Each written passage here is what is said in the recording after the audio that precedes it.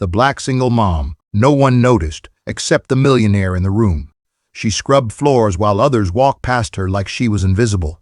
A single mother fighting to survive, working 3 jobs, watching her son grow up in hand-me-down clothes and borrowed hope. But one night, in a hospital corridor where no one else was watching, a millionaire patient saw something everyone else had missed. What he did next would change both their lives forever. This is the story of Maya Robinson, the woman no one noticed, until someone finally did. Maya Robinson's alarm clock screamed at 4:30 a.m. The same as it did every morning. She reached over in the darkness of her tiny one-bedroom apartment, silencing it before it could wake Joshua. In the dim light seeping through the thin curtains, she could see her son's small form curled up on the pull-out couch that served as his bed.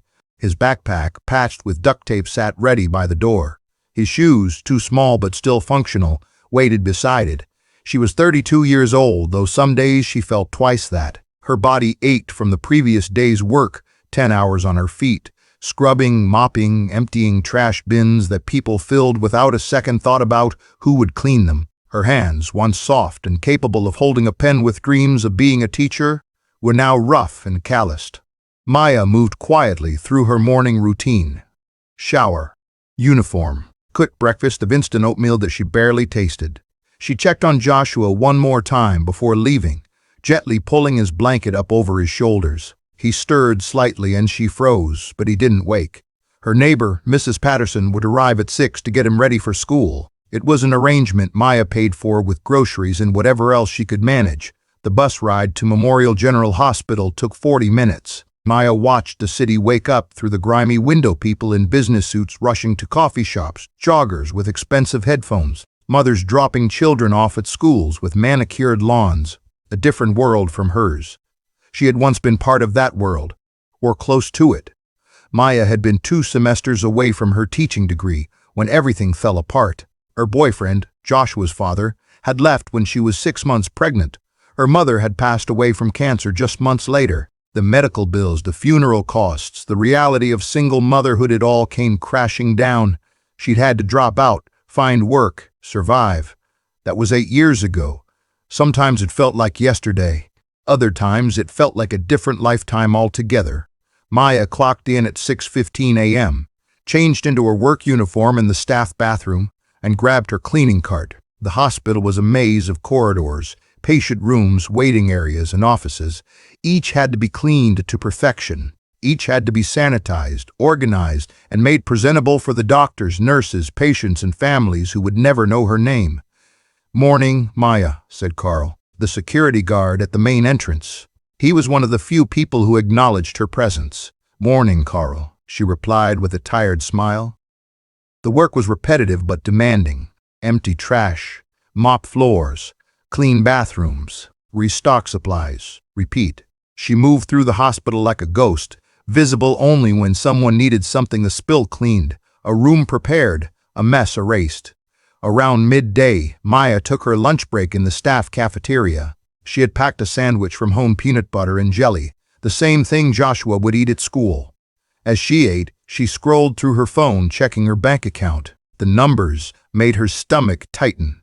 Rent was due in 5 days. She was short. Again.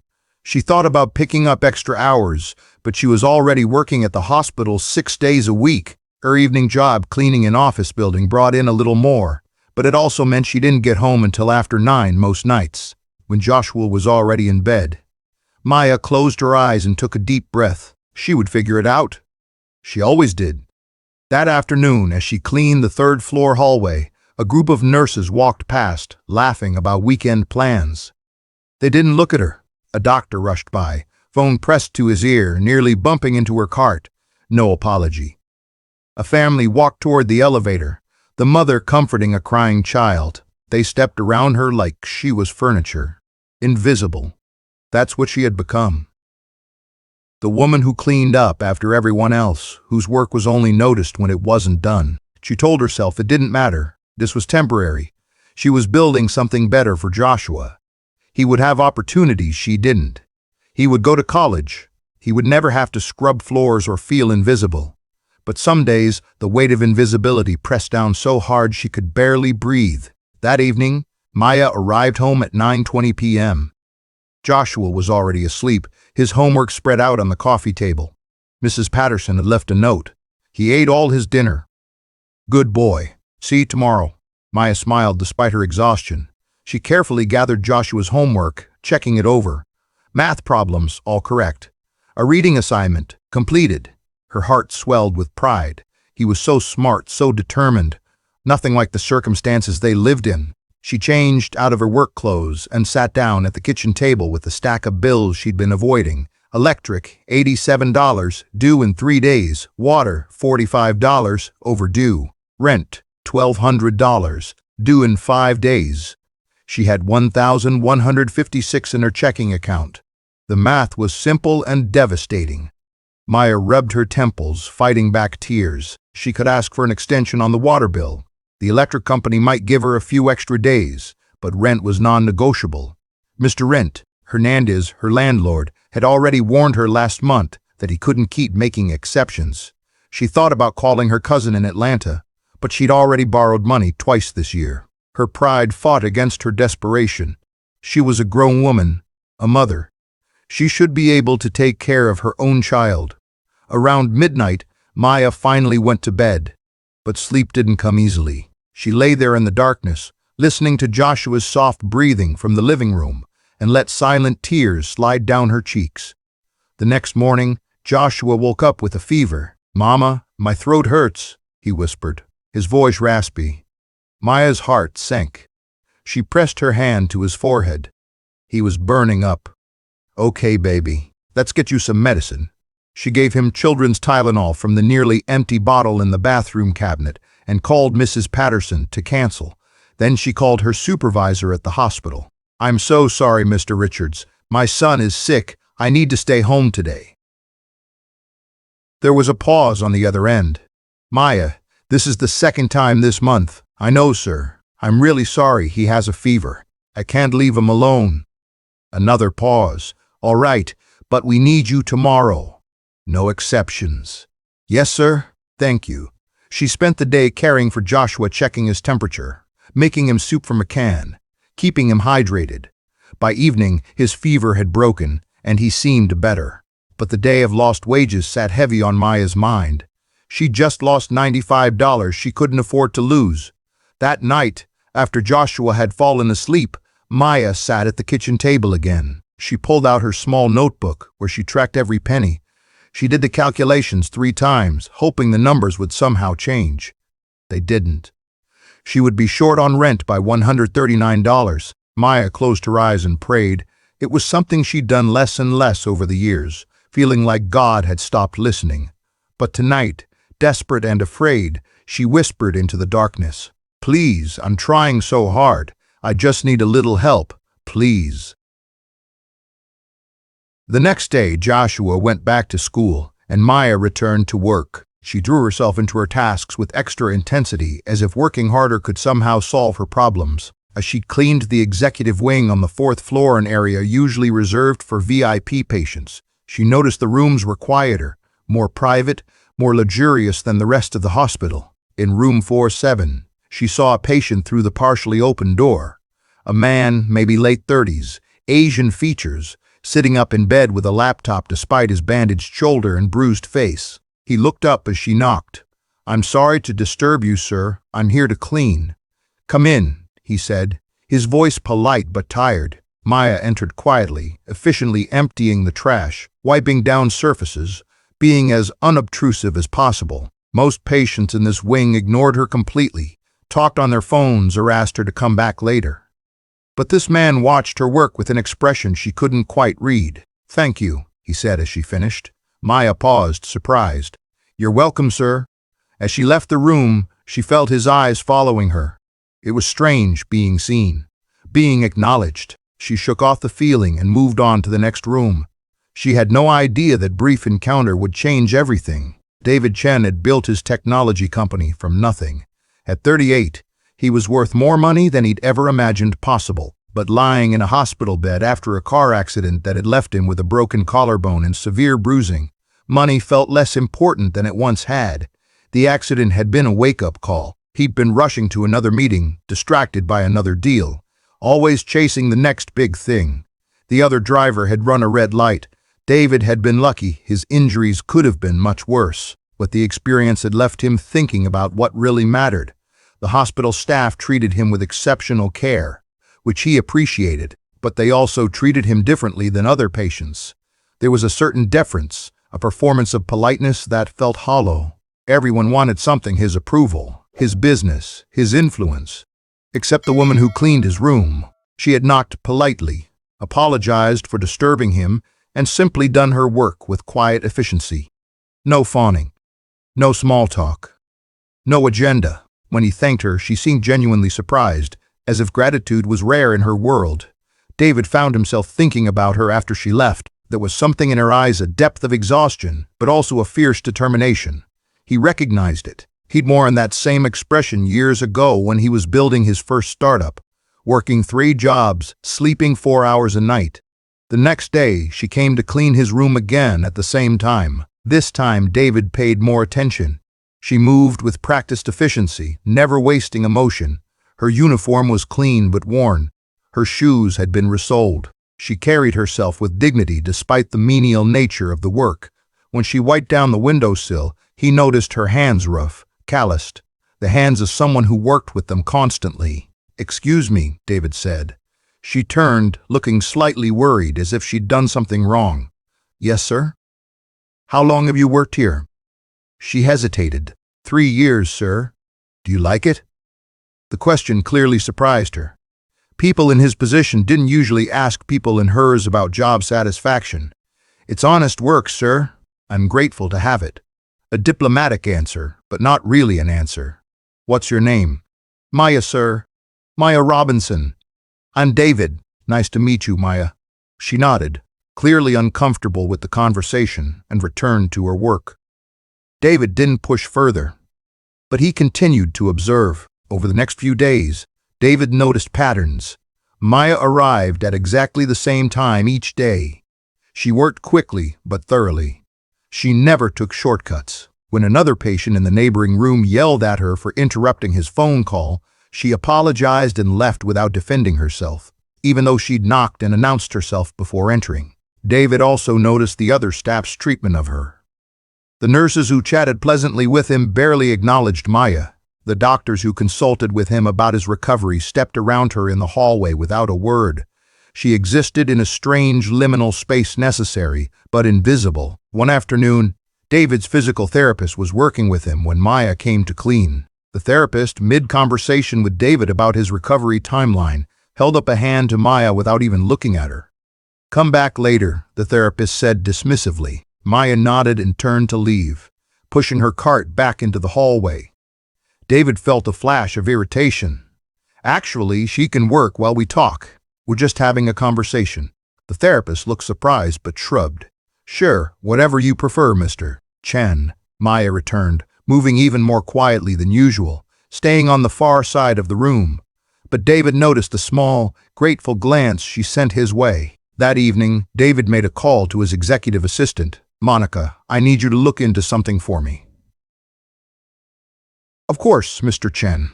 What do you need?" "There's a woman who works here at the hospital, janitorial staff. Her name is Maya Robinson. I want to know her story." Discreetly, there was a pause. "Sir, nothing invasive. Just public records, employment history, that kind of thing. Can you do that?"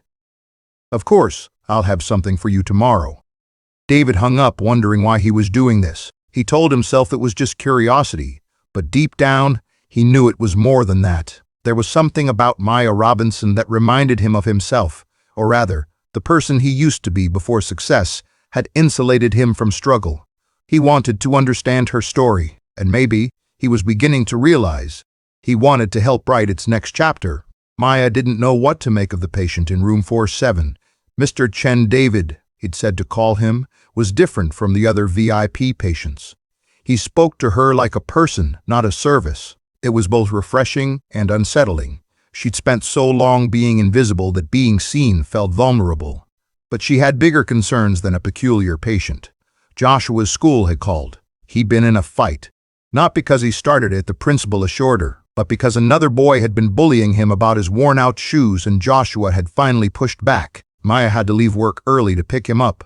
Another conversation with Mr. Richards, another mark against her record, another few hours of lost wages. When she arrived at the school, Joshua sat outside the principal's office with a split lip and tear-stained cheeks. "Baby, what happened?" Maya knelt in front of him, gently examining his face. "He said I look poor, Mama. He said I dressed like a homeless kid." Maya's heart shattered. She pulled Joshua into her arms, holding him tight. "You are not homeless. You are loved. You are smart and kind and wonderful. Don't you ever let anyone make you feel small." But the words felt hollow even as she said them. How could she protect him from the truth of their circumstances? How could she shield him from the cruelty of children who didn't understand that some families had to choose between new shoes and keeping the lights on? That evening, Maya sat with Joshua, helping him with homework and talking through what had happened. She taught him about taking the high road, about being better than those who hurt you. But inside, she was screaming at the injustice of it all. She had tried so hard, worked so hard, and still her son was suffering because she couldn't give him what other children had. The next day, Maya returned to work with dark circles under her eyes. She'd barely slept, her mind churning with worries about Joshua, about money, about everything slowly falling apart despite her best efforts. As she cleaned the fourth-floor corridor, an elderly patient emerged from the bathroom, lost and confused. The woman was calling for help, disoriented, clutching the wall for support. Maya immediately set down her cleaning supplies and went to her. "It's okay, ma'am. I've got you. Let me help you back to your room." She gently took the woman's arm, supporting her weight, speaking in soothing tones. The woman, clearly suffering from dementia, didn't recognize where she was or why. Maya patiently guided her back to her room, helped her into bed, and called for the nurse. The nurse arrived, annoyed at being called by the cleaning lady, but thanked her curtly before dismissing her. Maya returned to her cart ready to continue working, not realizing someone had witnessed the entire interaction. David had been walking the corridor for physical therapy exercise when he saw it. The compassion, the gentleness, the way Maya had treated that confused elderly woman with such dignity and patience, expecting nothing in return, receiving no recognition. It confirmed everything his assistant had told him about Maya Robinson.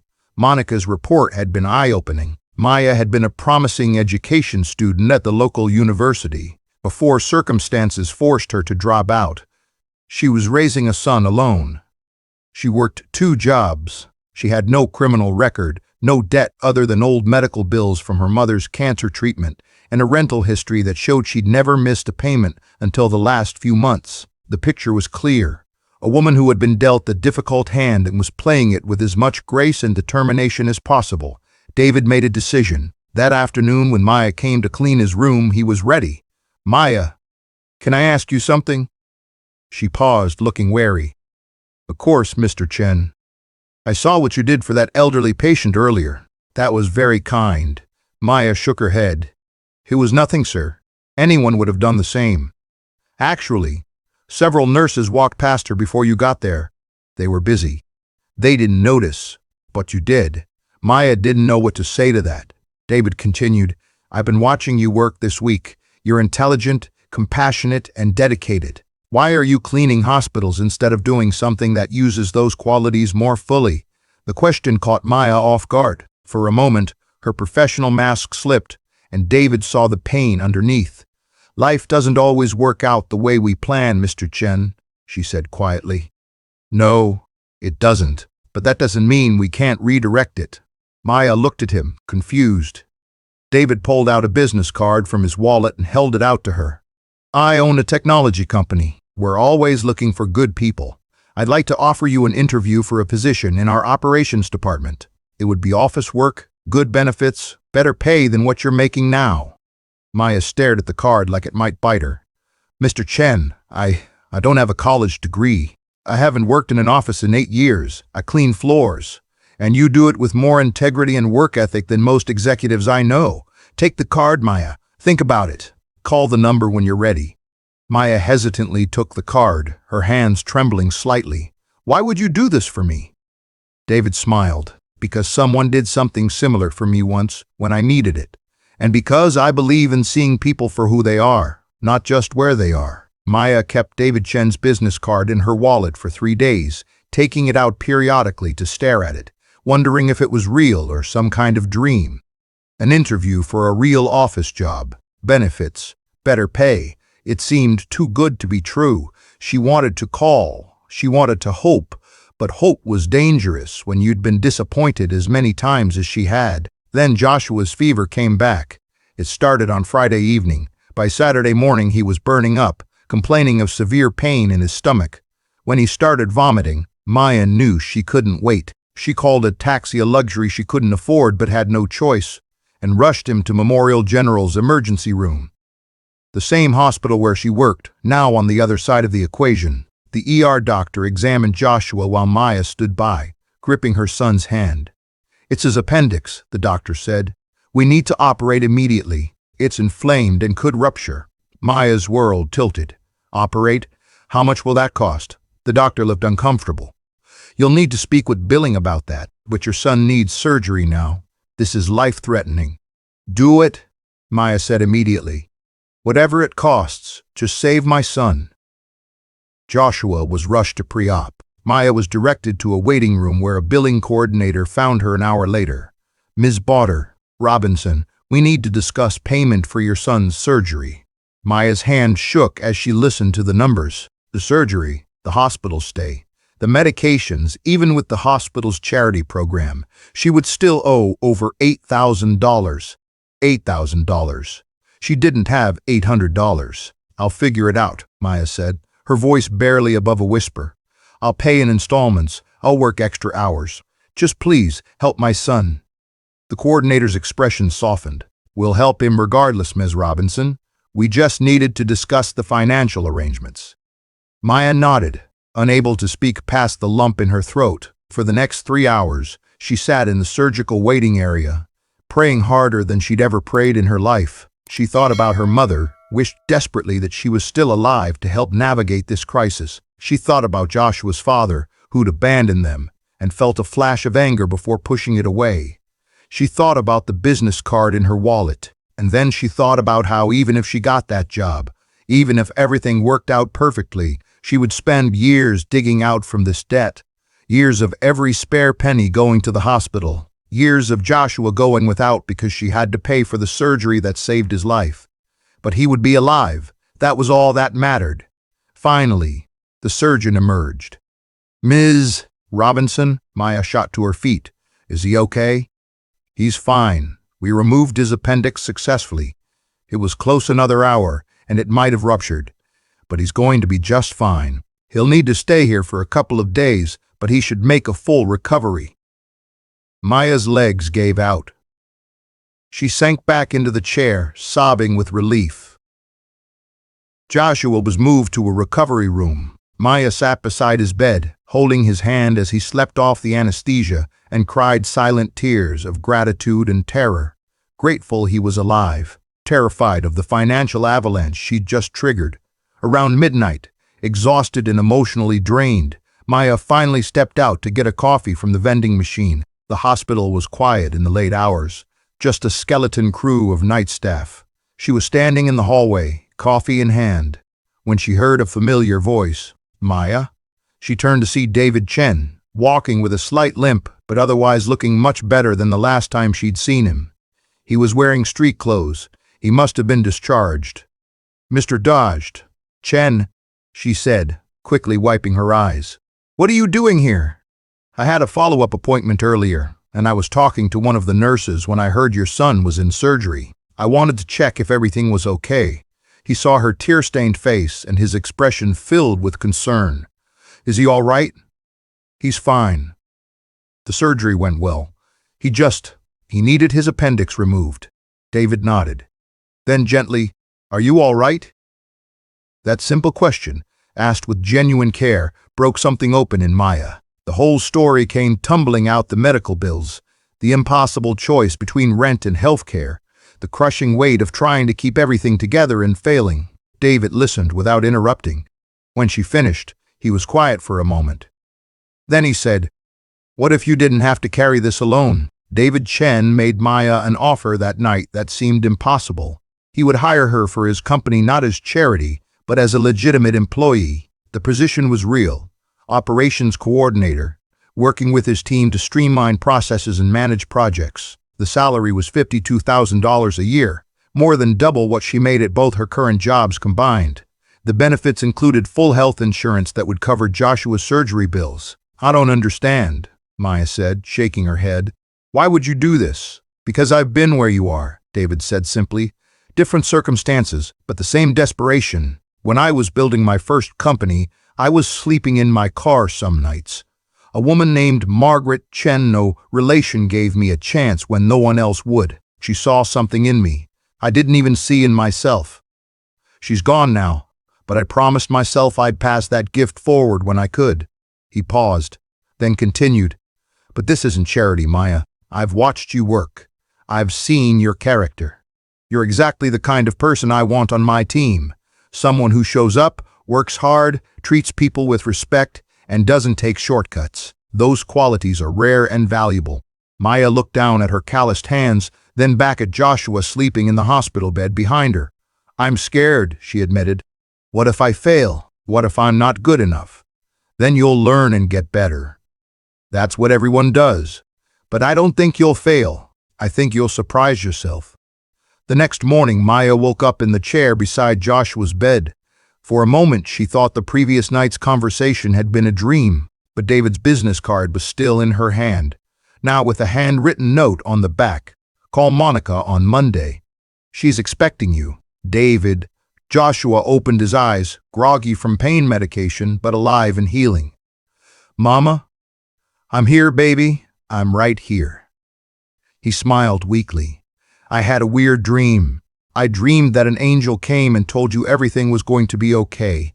Maya felt tears spring to her eyes. "Maybe that wasn't a dream, sweetheart."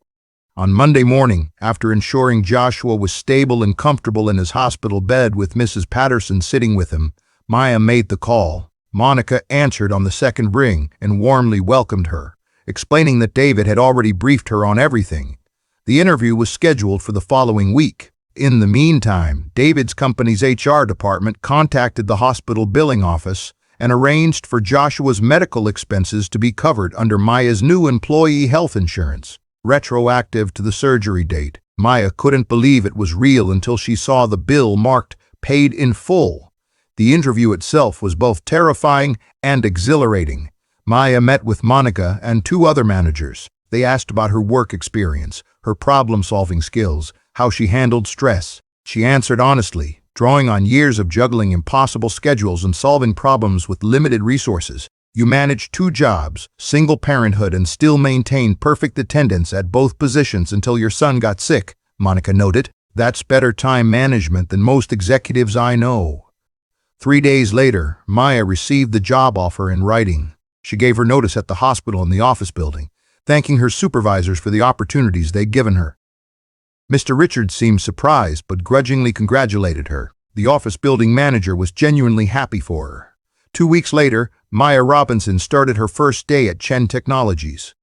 She wore a new outfit, not expensive, but professional and clean. Joshua had been discharged from the hospital and was recovering well at home with Mrs. Patterson, who had happy tears in her eyes when Maya told her about the new job. David met Maya in the lobby on her first day. "Welcome to the team," he said, shaking her hand. "I'm glad you're here." "Thank you," Maya said, her voice thick with emotion. "Thank you for seeing me when no one else did." David smiled. "Thank you for being someone worth seeing." The first few months were challenging. Maya had to learn new skills, navigate office politics, and battle imposter syndrome that whispered she didn't belong. But she showed up every day with the same determination she'd brought to scrubbing floors, and gradually she found her footing. Her insights about efficiency, learned from years of optimizing cleaning routes and schedules, proved valuable in operations management. Her ability to read people, learned from observing them in vulnerable hospital moments, helped her build strong team relationships. Her refusal to take shortcuts translated into quality work that earned respect. 6 months into her new job, Maya received her first promotion. 1 year later, she was managing a team of 5 people. 2 years later, she'd saved enough for a down payment on a small house. The day she and Joshua moved into their own home, a real home, With bedrooms and a backyard, she stood in the empty living room and cried. Joshua, now 10 and thriving in a better school, hugged her tight. "We made it, Mama. We made it, baby. We made it." But the story didn't end there. Maya never forgot where she came from. She started a mentorship program at Chen Technologies, specifically designed to recruit people from non-traditional backgrounds, single parents, people without college degrees, individuals rebuilding their lives. She partnered with local community organizations to identify candidates who needed a chance. David supported the program fully, providing funding and resources. "You're changing lives," he told her during one of their regular check-ins. "Just like someone once changed yours." "Just like someone once changed yours," Maya corrected with a smile. On the 3-year anniversary of her surgery, Joshua's school held a career day. Maya was invited to speak.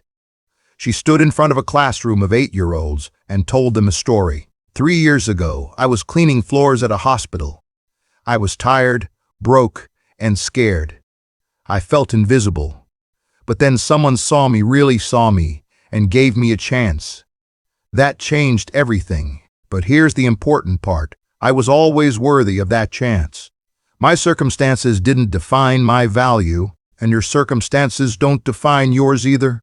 She looked around the room at faces of all colors, from all backgrounds, some wearing brand new clothes, others in hand-me-downs. Some of you might have parents who are struggling right now. Some of you might feel like the world doesn't see you. But I'm here to tell you, you matter. You are valuable. You are worthy of every opportunity. Don't ever let anyone make you feel invisible. And when you grow up and have the chance to help someone else, take it. Pass it forward. That's how we change the world, one person seeing another person and offering a hand. Joshua sat in the front row, beaming with pride at his mother. After the presentation, a little girl with worn-out shoes came up to Maya. "My mama cleans buildings too," she said quietly. "Is she going to be okay?" Maya knelt down and looked the girl in the eyes. "Your mama is a warrior.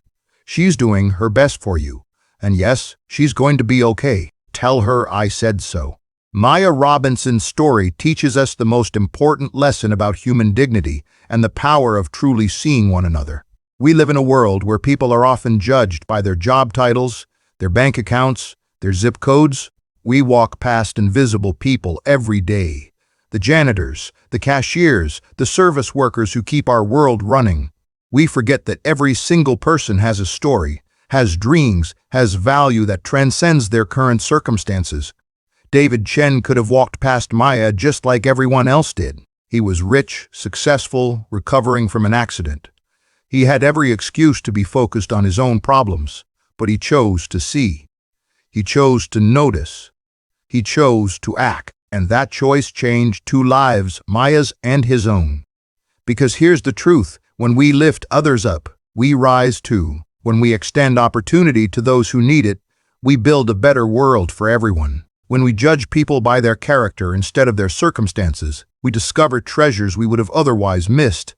Maya wasn't a charity case. She was a diamond in the rough, waiting for someone to recognize her value.